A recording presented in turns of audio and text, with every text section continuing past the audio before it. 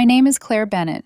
I'm 32 years old, and the night my fiancé's friends joked that he had a backup fiancé if I ever messed up, I laughed, walked the ring across the room, put it in her hand, and told her to tag in.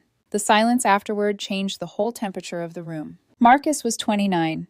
We had been together for 4 years, engaged for 6 months, and living in my apartment for almost 2 years, though the lease had only ever had my name on it. That detail had never mattered to me before. It was just paperwork, one of those dull adult things you assume means nothing when love feels solid. Funny how fast paperwork can turn emotional. The ring had been a joke before any of this became one. We found it at a little artisan fair upstate the summer before last. Hammered sterling silver, a single clear stone, not a diamond, not even pretending to be one. Just a neat little cubic zirconia that caught the light if you tilted it the right way. It cost exactly $100. I still remember laughing when the woman behind the booth said the price, because Marcus took one look at it and said it was perfect. He said it felt honest. He said we didn't need some giant performative rock to prove anything. I believed him. He slipped it onto my finger right there between a candle stand and a woman selling handmade soap, and I thought that meant something. I thought we were the kind of couple who saw through nonsense, who picked each other, not appearances. He told me we'd upgrade it on our 5-year anniversary. I told him I didn't care. I meant that. That was probably the stupidest sincere thing I've ever said. Our engagement party was supposed to be small, 15 people at most, close friends, soft music, too much Prosecco, gifts stacked by the wall. My apartment had never looked warmer. I had cleaned all morning, lit candles I'd been saving, ordered food from the Italian place Marcus liked.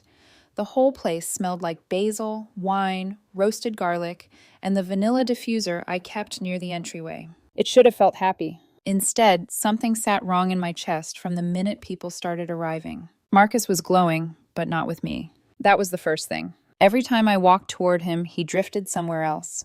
Every time I joined a conversation, it broke apart too quickly.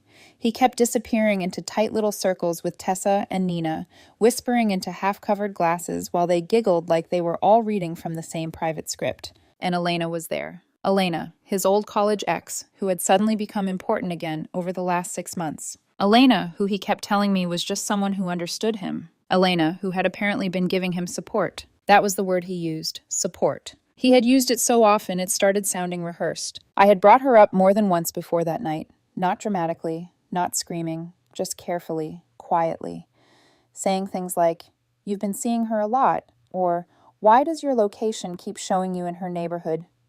When you said you were with Tessa. And every time he gave me the same soft, patient little smile that makes you feel irrational for noticing anything at all. Claire, you're being paranoid. Claire, she's my past, not my present. Claire, I'd never do that to you. It turns out people can lie in a very tender voice. We started opening gifts around 9. A blender, towels, a serving board someone had engraved with our initials. Marcus sat beside me on the couch, but somehow still felt far away. Our knees barely touched. When I looked at him, he smiled on cue, then glanced toward Elena like there was another conversation happening underneath the visible one. I remember that. I remember all of it. Then Tessa stood up with her glass. She was 3, maybe 4 drinks in, the kind of drunk where a person mistakes recklessness for charm. Her lipstick was smudged. Her laugh had gotten louder with every refill. She tapped her spoon against the side of her glass and swayed a little, grinning at the room. "To Marcus and Claire," she said. Everyone cheered. I smiled because that was what the moment required.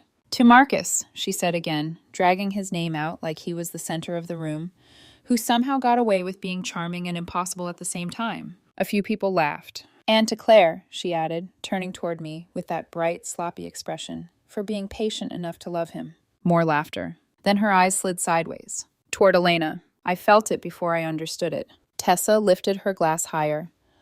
"Honestly, Marcus always lands on his feet. Great job, great girl, great future, and he's so smart. He's even got a backup plan, right, Elena?" The room didn't go silent all at once. It inhaled. That sharp, collective intake of breath when 15 people realize someone has just said the thing that was supposed to stay hidden. My face stayed still. I know it did because I felt it happen. That strange freezing over that comes before shock breaks open. I turned to Marcus. He was red. But he was not confused. That mattered. He wasn't looking at me. He was looking at Elena. And Elena was smiling. Not embarrassed, not startled, not offended. Pleased. That tiny, almost shy smile of someone who had just been recognized publicly without having to ask for it. Elena lifted her glass slightly, like she didn't quite know whether to commit to the bit. Marcus didn't stop it. He didn't laugh and shut it down. He didn't say, "That's disgusting." He didn't even look at me fast enough. Tessa kept going, because of course she did. "I always tell him," she said, laughing harder now. "If Claire ever messes up, Elena's right there on the bench ready to go. It's their little joke." There. My stomach dropped so hard it felt physical, like missing a step in the dark. Suddenly, every strange detail from the last 6 months rearranged itself into something ugly and obvious. The late nights, the hidden phone screen, the long lunches that somehow always involved Elena, the way he had stopped caring about venues, guest lists, flowers, future. He had still wanted the engagement. He had just wanted options too. And then all of them looked at me. They were waiting.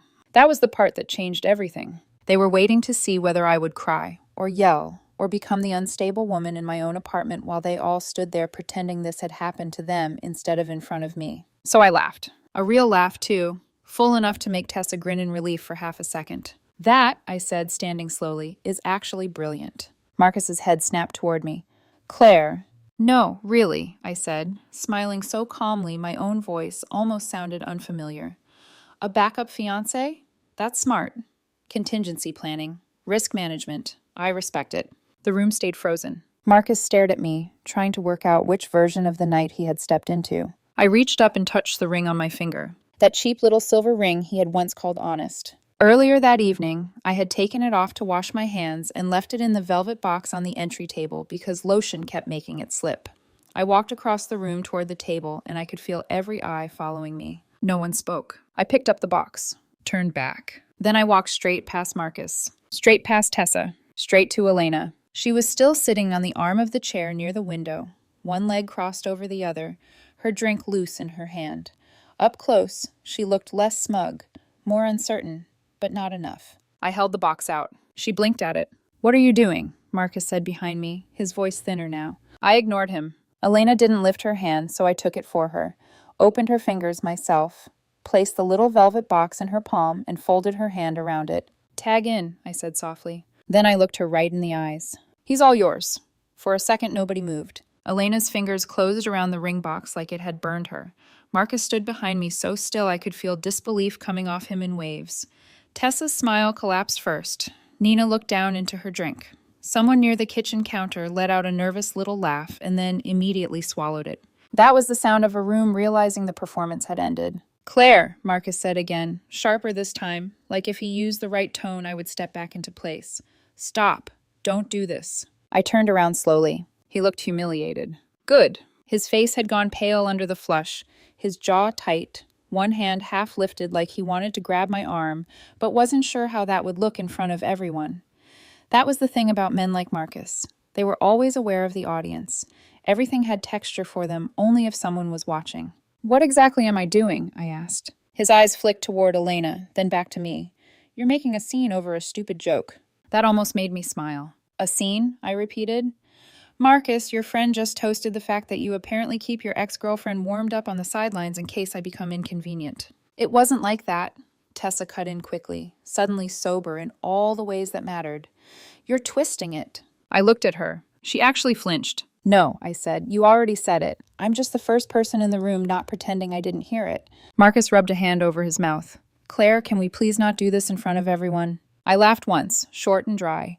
"You mean in front of the same people who were all apparently aware of your little arrangement?" Nobody defended him. That silence said enough. I turned and faced the room. "Party's over," I said clearly. "Thank you for coming. Please take your things and leave." "Claire," Nina started. "Now." That one landed. Movement started all at once. People setting down glasses, looking for coats, reaching for gift bags.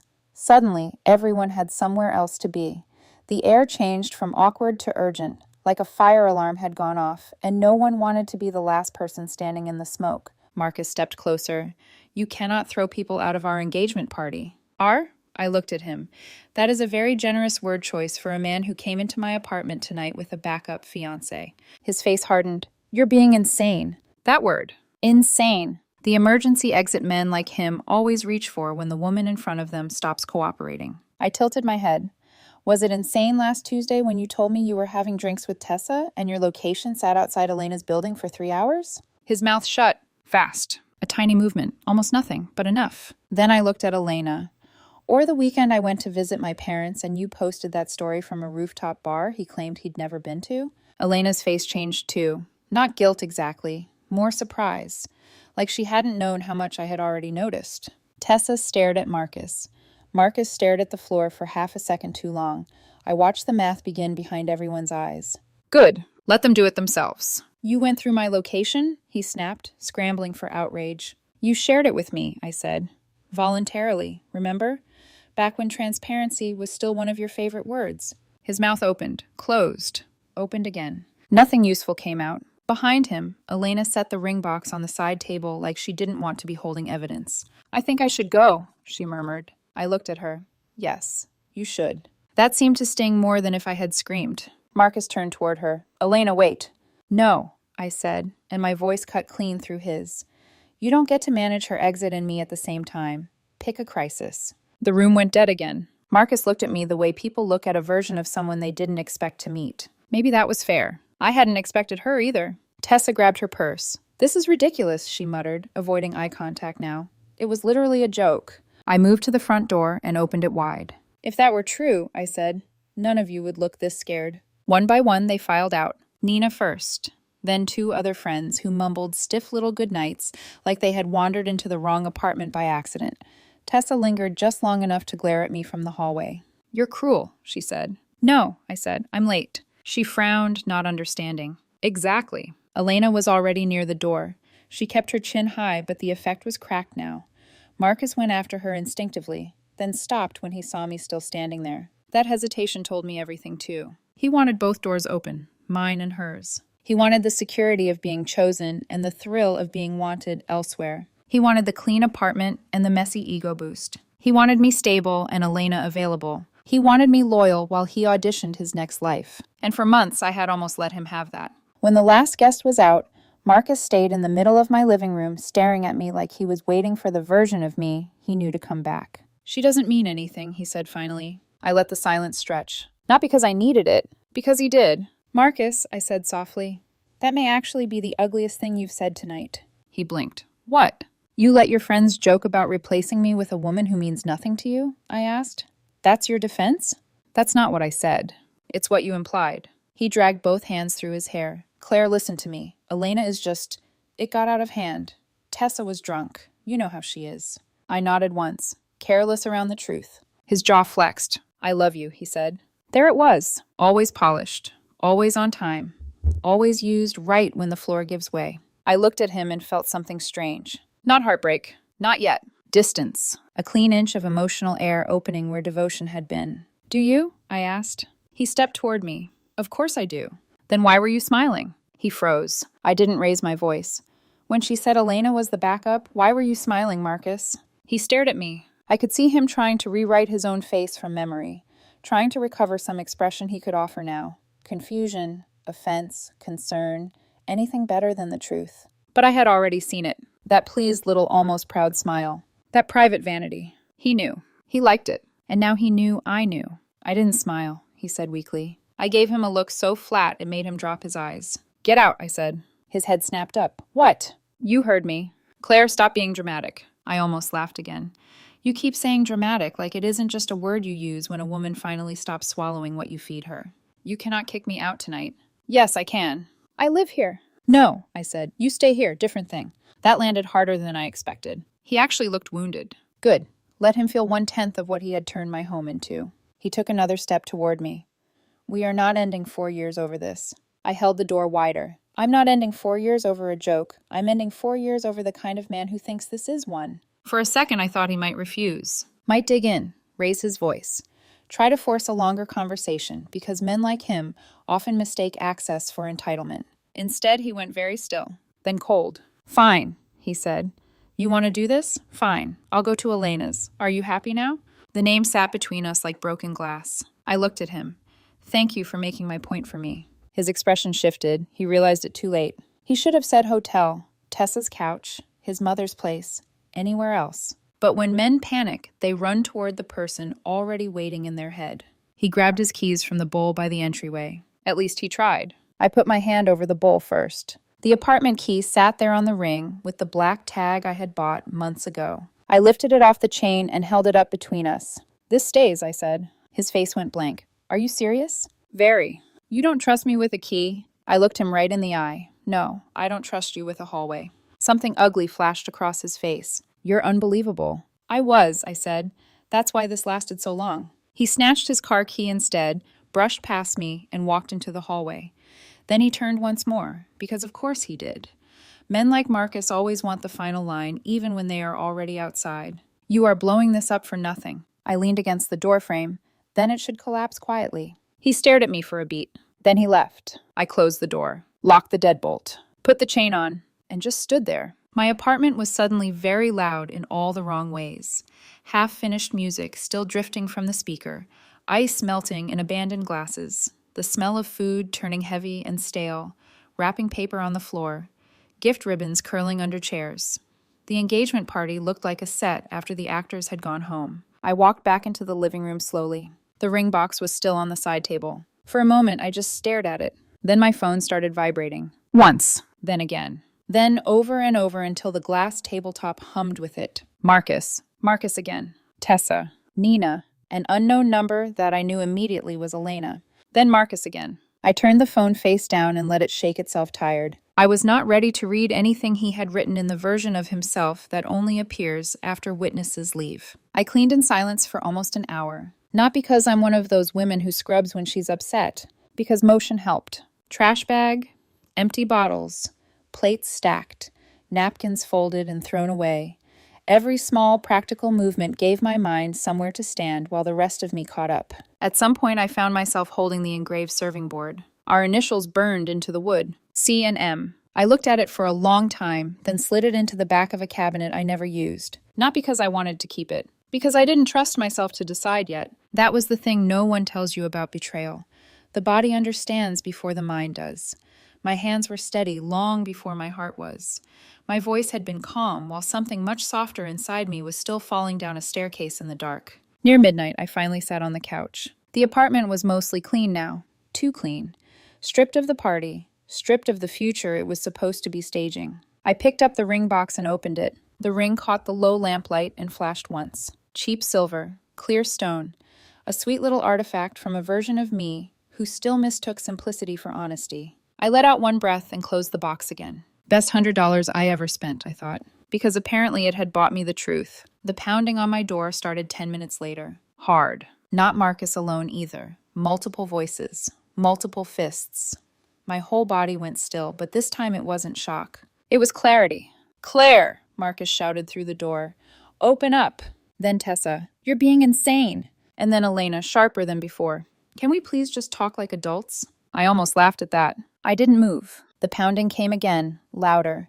My front door shuddered once in the frame. "Claire!" Marcus called, trying for wounded now. "Please, let me in. We need to fix this." Fix this. As if what he wanted was repair and not re-entry. I walked to the side table, picked up my noise-canceling headphones, and set them down again. No, not tonight. Instead, I took out my phone, opened the keypad, and called the non-emergency police line. By the time the operator answered, they were still outside shouting my name. Good. I put the call on speaker and turned the volume all the way up. "Non-emergency dispatch," the woman said calmly. "How can I help you?" I kept my voice level. "Hi, I'm at home alone. I just ended a private party, and several intoxicated guests I asked to leave have returned. They're pounding on my door and refusing to go." The hallway went quiet. Instantly. So quiet I could hear someone whisper, "Oh my God." The dispatcher asked, "Are you in immediate danger, ma'am?" I spoke a little louder. "I'm inside with the door locked, but they are causing a disturbance and attempting to intimidate me." That did it. I heard fast footsteps, panicked muttering, one last curse under someone's breath. Then nothing. I stood there listening to the silence they had finally chosen. Not because they respected me, because consequences had entered the conversation. By morning, the silence felt different. Not peaceful. Earned. I woke up on the couch with my phone still face down on the table. The room smelled faintly like stale wine and lemon cleaner. For a few seconds, I forgot what had happened. Then I saw the empty space where Marcus's shoes usually were by the door. And it all came back. I flipped my phone over. 73 unread messages. 12 missed calls. I didn't open a single one right away. I just stared at the screen and let the weight of it sit there. Because I already knew what they said. I didn't need to read them to understand the script. Still, eventually, curiosity won. Marcus first. Claire, what the hell was that? You embarrassed me in front of everyone. It was a joke, a stupid joke. You're overreacting. Then, I'm at Elena's. I needed space after what you did. That line again. Like I had pushed him there. Like he hadn't already been halfway out the door. Then, you didn't even let me explain. There was nothing to explain. Next, Tessa. You are actually insane. Marcus loves you. You just blew up your whole life because you can't take a joke. Then Elena. I didn't mean for things to go like that. You twisted everything. I stared at that one for a long second. Then I laughed. Soft, humorless. Twisted everything. Right. I locked the phone. Didn't reply. Didn't defend. Didn't engage. Instead, I stood up, stretched the stiffness out of my shoulders, and got to work. First thing I did was block them. Marcus. Elena. Tessa. Nina. Unknown number. Blocked. One by one, like closing doors in a hallway. Then I called a locksmith. He showed up at 8 sharp. Middle-aged, quiet, efficient. Didn't ask questions. Just looked at the door, looked at me, and got to work. New deadbolt. New lock. Solid. Clean. Final. $280. Worth every cent. When he left, I locked the door again and just stood there for a second with the new key in my hand. This time it felt like mine. Not ours. Mine. Then I started packing. I didn't rush it. Didn't throw things. Didn't cry right away either. I went through everything methodically. His clothes first. Folded. Boxed. Labeled. Then his shoes. His toiletries. His chargers. The little random things people leave everywhere without noticing. Every item told a small story. And every story had started to rot somewhere along the way. I found the hoodie I used to steal from him because it smelled like his cologne. I paused with it in my hands, longer than I should have. Pressed it to my face once. Nothing, or not nothing. Just less. I folded it and put it in the box. I found notes I had written him. Little stupid ones. Good luck today. Miss you. Dinner's in the fridge. I didn't read them all the way through. I just stacked them together and dropped them in. 4 years. Reduced to cardboard and tape. At one point, I sat down on the closet floor. Not dramatically. Just stopped. The quiet hit me all at once then. The absence of him. The absence of the version of my life I had been building without realizing it had already cracked. I stayed there for maybe 10 minutes. Then I stood up again. Because grief didn't get to interrupt the logistics. That was the difference now. Around noon, I found something that made everything sharper. A framed photo. Him and Elena. College. Young. Close. Too close. It wasn't hidden. It was on his desk. Out. Visible. Like part of his life that had never actually ended. I stared at it. Then I wrapped it in a towel and packed it carefully. He could have it back. All of it. By the time I finished, there were 14 boxes stacked neatly by the entryway. 14. 4 years reduced to 14 containers. I stood there looking at them when the pounding started again. Hard. Angrier this time. I walked to the door and looked through the peephole. Marcus. Alone. Good. I unlocked the deadbolt but left the chain on. Opened the door just enough. His face was tight with frustration. His hair looked like he had been running his hands through it all morning. He stepped forward immediately, pushing against the door. Claire, open this. The chain held. No, my key doesn't work. I know. His eyes flashed. You changed the locks? Yes. You can't do that. I leaned slightly against the door frame. I already did. This is my home. There it was again. That word. My. No, I said calmly. It's my apartment. You were living in it, temporarily. His expression twisted. Temporarily? I've been here 2 years. As a guest? I'm not a guest. You're not on the lease. That stopped him for half a second. Just enough. You can't just kick me out like this, he said, voice rising. That's illegal. We're not married, I replied. You don't pay rent. Your legal address is still your parents' place. You want to test this? Go ahead. Call whoever you need to call. He stared at me, trying to find an angle. Any angle. Claire, you're making a mistake. Maybe, I said, but it's mine. He shoved the door again, harder. The chain rattled. Let me in. I need to get my stuff. I already packed it. That threw him. You what? Everything you own is in boxes by the door. His face went from anger to disbelief. You went through my things? Yes. You had no right. I had every right. It's my apartment. You're unbelievable. I didn't argue with that. Open the door, he demanded. No. Claire, you can schedule a time, I said evenly. You'll have 30 minutes. You take what's in the entryway. That's it. His jaw dropped. That's it? That's it. What about my furniture? I tilted my head slightly. Which part? My chair, my desk setup, The vanity is yours, I cut in.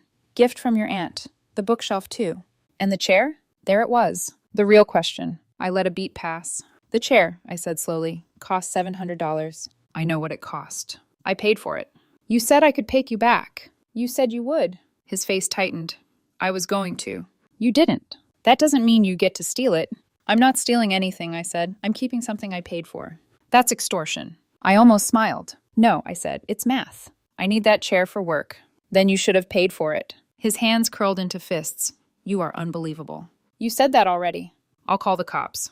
Please do. I stepped back slightly so he could see inside. The boxes stacked neatly. The apartment clean, controlled, undeniably mine.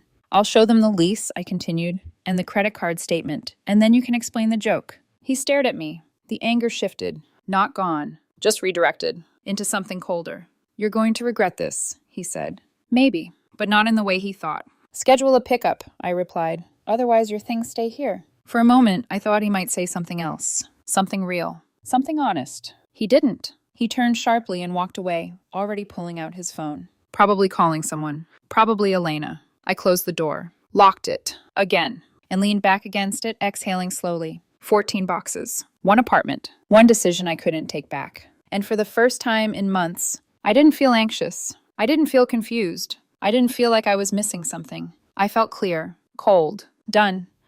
2 days later, the police showed up. I had been expecting something. Just not how quickly it escalated. The knock was firm. Controlled. Not aggressive like Marcus's, not frantic like that first night. Official. Measured. I looked through the peephole. 2 officers. And across the street, Marcus and Elena, standing beside his car like they were waiting for a show to start. I opened the door, chain off this time. Good afternoon, ma'am, the older officer said. His voice had that tired neutrality of someone who had seen this exact situation too many times to care about the drama of it anymore. We received a call about a domestic dispute. A Mr. Marcus Hale? Ex-fiancé, I corrected calmly. There's no dispute. Behind them, Marcus shifted his weight, clearly hoping the word dispute would carry more authority than the reality of what he'd done. The younger officer glanced past me into the apartment. Clean, quiet, boxes still stacked neatly in the entryway. Ma'am, he said, he's claiming you locked him out and are withholding his property. I nodded once.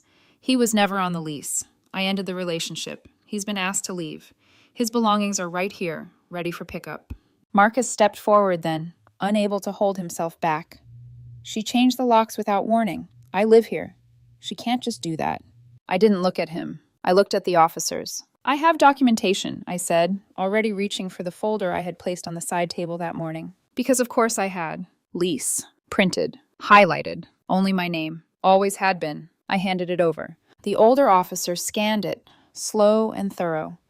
The younger one watched Marcus, then me, then the apartment again. She's lying, Marcus said, his voice tightening. I've been living here for 2 years. As a guest, I said quietly. The word landed harder this time. The older officer looked up. Do you have any proof of residency here, sir? Mail, bills, ID registered to this address? Marcus hesitated, just for a second, but that was enough. No, he said, but shh. The officer held up a hand. Okay, that was it. 1 word. But it shifted the entire situation. The younger officer exhaled slightly, already losing interest in Marcus's version of events. All right, he said. This is a civil matter. I almost smiled. Marcus didn't. She has my stuff, he pushed. And my chair. That's $700. There it was again. The chair. Always the chair. I stepped slightly to the side so they could see the boxes. 14 boxes of his personal belongings, I said. Packed and ready. I've offered multiple times to schedule a pickup. He refused and demanded full access to the apartment. That's because it's my home, Marcus snapped. The older officer didn't even look at him this time. Sir, he said flatly, based on this lease, it's not. Silence. Sharp. Clean. Final. The younger officer nodded toward the boxes. We can supervise a civil standby so he can retrieve his property. That's all we're here for. I stepped back fully, opening the door. Of course. The older officer turned and motioned toward Marcus and Elena. Let's keep this quick. They walked up slowly. Marcus first, Elena behind him. For the first time since the party, I saw her without the performance. No smirk, no quiet confidence, just tension. They stepped inside my apartment, my space, and everything about the dynamic flipped. The officers stood at the doorway like a boundary. Marcus moved toward the boxes, then stopped like he didn't know where to begin. 4 years. Reduced to labels and tape. He crouched and picked up the first one. Didn't look at me. Didn't say anything. Trip 1. Then trip 2. Then 3. Back and forth. In silence. The only sounds were cardboard shifting, footsteps on the floor, and the occasional muffled sniff from Marcus when he thought no one was paying attention. Elena tried to speak once. "This is unnecessary," she muttered, not quite looking at me. I didn't respond, because anything I said would have given her something to hold on to, and I was done giving. By the 4th trip, Marcus's composure cracked. "You're really doing this," he said under his breath, not quite to me, not quite to himself. "Yes," I said. He shook his head. "Over nothing." I met his eyes then. "Over everything."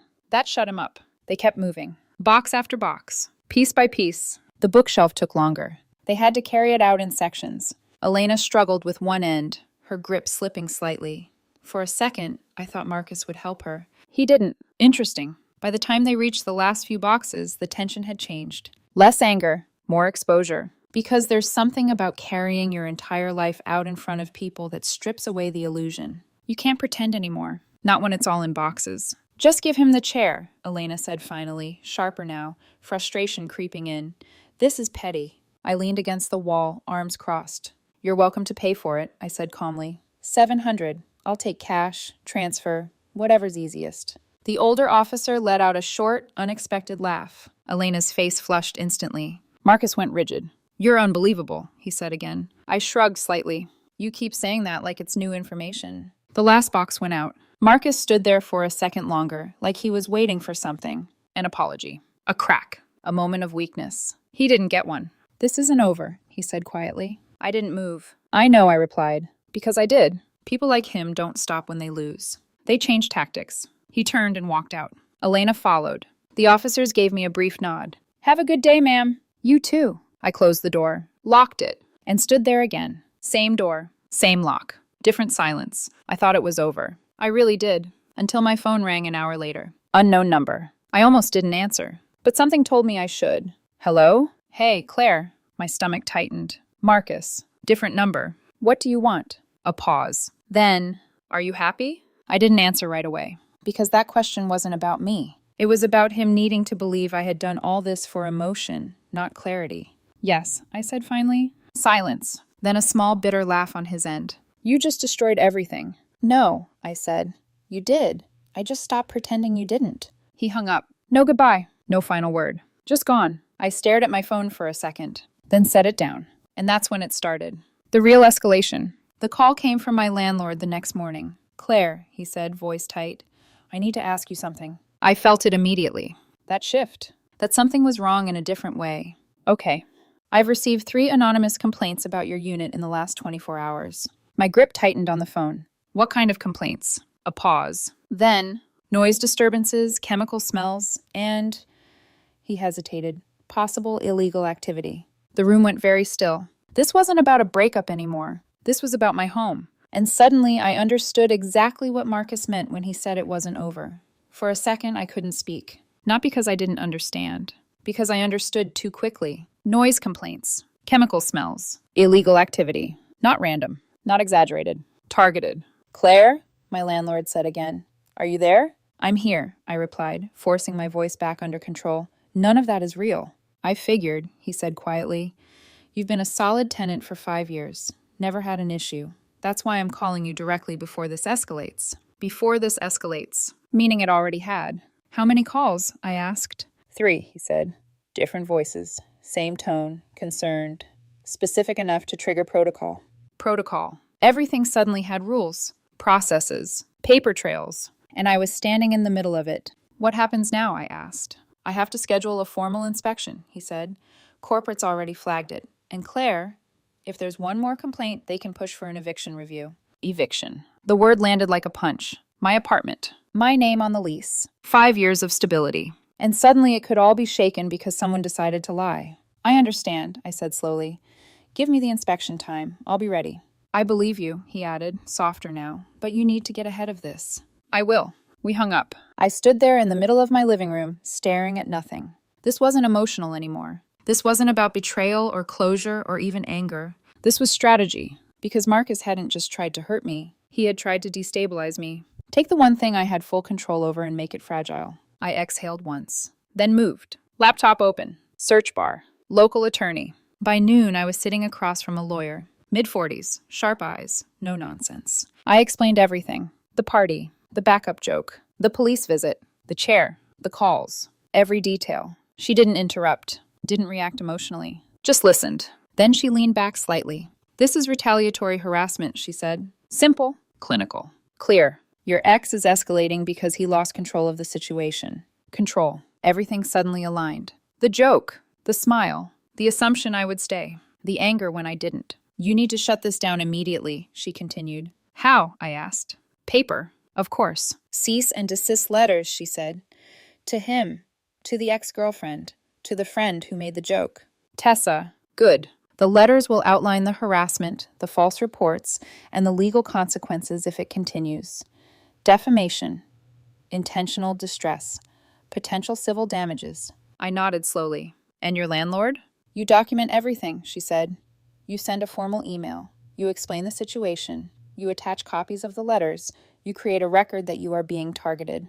A record. A shield. Something official. Something that didn't rely on emotion. How fast can we do this? I asked. She gave a small, almost approving nod. Today. $350 later, I walked out with a plan. By evening, the letters were drafted. Precise. Cold. Every word chosen to sound like consequence. Not threat. Not emotion. Consequence. They were sent certified. No avoiding them. No pretending they didn't arrive. Then I wrote the email to my landlord. Clear. Direct. Professional. No dramatics. Just facts. I attached everything. Sent it. And then I waited. The next 24 hours were quiet. Too quiet. No calls. No messages. No pounding on the door. Just silence. Heavy. Watchful. Then my landlord called again. Claire, he said, and this time his voice was different. Lighter. Yeah? The complaint stopped. Just like that. Stopped. No follow-up. No new reports. Nothing. They haven't called again, he added. Corporate's still doing the inspection, but it looks like whatever this was, it's over. I closed my eyes for a second. Not relief. Not yet. Just confirmation. They got the letters, I said. A pause. Then, good, he replied. We hung up. And that should have been it. It should have ended there. But people like Marcus don't just disappear. They fracture. And sometimes they start breaking each other. 3 days later, I got a text from an unknown number. I almost didn't open it. Then I did. Hey, it's Elena. I stared at the screen. I didn't respond. Another message came. I'm not part of whatever he's doing. I didn't call your landlord. Still nothing from me. Then, this has gone too far. I almost laughed. Now? Now it had gone too far? 10 minutes passed. Then another message. He wanted me to make another report. Something about you having weapons in the apartment. My fingers tightened slightly around the phone. There it was. Escalation. Real escalation. Not just harassment. Risk. Legal risk. Criminal implications. I read the message again. Then the next one came. I'm not doing that. I'm out. I leaned back slowly. So the backup plan had limits. Interesting. She was fine being the joke. Fine being the option. Fine being the quiet replacement waiting in the background. But the second it crossed into real consequences, she folded. Cowardly. Predictable. I still didn't reply. Didn't thank her. Didn't acknowledge anything. Because this wasn't about forming new alliances. It was about watching the old ones collapse. Another message arrived. He's unstable right now. Just be careful. That one almost made me smile. Now she was concerned. Now she saw it. Too late. I locked my phone, set it down, and stared at the ceiling for a moment. The structure had broken. Marcus, Elena, Tessa, all of them had been operating inside the same illusion. That I would stay. That I would bend. That I would absorb. And now they were turning on each other. Because there was no one left to absorb the impact. I stood up and walked to the window. Looked out over the street. Everything looked normal. People walking. Cars passing. Life moving. And inside my apartment, everything was quiet. Controlled. Mine. For the first time since the party, I wasn't reacting. I was ahead. And Marcus? Marcus was losing pieces. One by one. Without me having to do anything at all. The silence lasted longer this time. Not the uneasy kind. Not the kind that waits for the next hit. This one held. The inspection came and went without incident. My landlord walked through the apartment with a clipboard and a tired smile, glanced at the spotless counters, the neatly arranged furniture, the complete absence of anything even remotely suspicious, and exhaled. Yeah, he said, almost apologetically. This is exactly what I expected. Of course it is, I replied. He nodded. I'll close it out with corporate. You're fine. That was it. 5 words. You're fine. I didn't realize how tightly I'd been holding everything until that moment loosened something in my chest. Not relief. Not quite. Just release. After he left, I stood in the middle of the apartment again. Same place. Same walls. But it didn't feel like the aftermath anymore. It felt like mine again. Days passed. Quiet ones. No messages. No calls. No pounding. No anonymous reports. Just normal life, slowly rebuilding itself around the absence of someone who had once taken up too much space. Then, one night, my phone rang. Unknown number. I almost ignored it. Almost. But something in me said answer. Hello? A pause. Then a voice I recognized immediately. Claire, it's Helen. Marcus's mother. I leaned back slightly against the counter, already knowing this wasn't going to be an apology. Hi, I said, neutral. I know things ended badly, she began carefully. I'm not calling to argue about that. She was calling for something else. What do you need? I asked. A small exhale on her end. Marcus isn't doing well. I said nothing. Let her fill the silence. He's back home, she continued. Things didn't work out with Elena. There it was. Predictable. He's trying to get back on his feet, but... She hesitated, choosing her words. His back has been acting up again. I closed my eyes briefly, and there was the setup. The chair, she said finally. He told me you still have it. I let the silence stretch a little longer this time. Not to be cruel, to make the boundary visible. Yes, I said. He says you're keeping it out of spite. I almost laughed. After everything, after the lies, the reports, the attempt to get me evicted, this was the narrative. Spite. I'm keeping it, I said calmly, because I paid $700 for it. Another pause. He said he was going to pay you back. He didn't. He's struggling right now, Claire. I'm aware. A sharper exhale this time. Can you just be reasonable? It's a used chair. I smiled slightly. Not because it was funny, because it was familiar. The minimization, the soft pressure, the expectation that I would fold because someone else needed me to. That's the price, I said. $700? She repeated, disbelief creeping in. For a used chair? It's the price I paid, I replied. It's the price he agreed to, and it's the price now. Silence. Longer this time. I could hear her breathing, thinking, calculating. Then, can I send it to you? I blinked once. Yes. And you'll give him the chair? I'll put it outside, I said. He can pick it up. I don't want to see him. Another pause. Shorter, more resigned. Fine. She hung up. No goodbye. No attempt to soften it. Just done. I stared at my phone for a second. Then, a notification. Helen sent you $700. Just like that. 60 seconds. That was all it took. I let out a small breath. Then walked over to the desk. The chair sat there. Clean. Comfortable. Paid for. I rested my hand on the back of it for a second, then turned it and rolled it toward the door. No hesitation. No second thoughts. I opened the door, wheeled it out onto the porch, and left it there. Then I texted the number. It's outside. No reply. Of course not. An hour passed. Then another. I didn't wait by the window. Didn't hover. Didn't care enough to watch every second. But eventually I found myself drifting toward the living room. Looking out. A car I didn't recognize pulled up. Marcus stepped out. He looked smaller. Not physically. Just diminished. Less certain. Less sure of himself. He didn't look up at the apartment. Not once. He walked straight to the chair, grabbed it quickly, shoved it into the back seat, and got back in the car. Gone in under 30 seconds. No hesitation. No apology. No eye contact. Nothing. I watched the empty curb for a moment longer, then stepped back, closed the curtains, and that was it. No dramatic ending. No final confrontation. No closure speech. Just done. A few days later, I heard through someone I actually trusted. Tessa and Marcus weren't speaking anymore. Apparently, he blamed her for starting everything. She blamed him for taking it too far. Elena? Gone. Completely. The backup plan didn't survive reality. None of them did.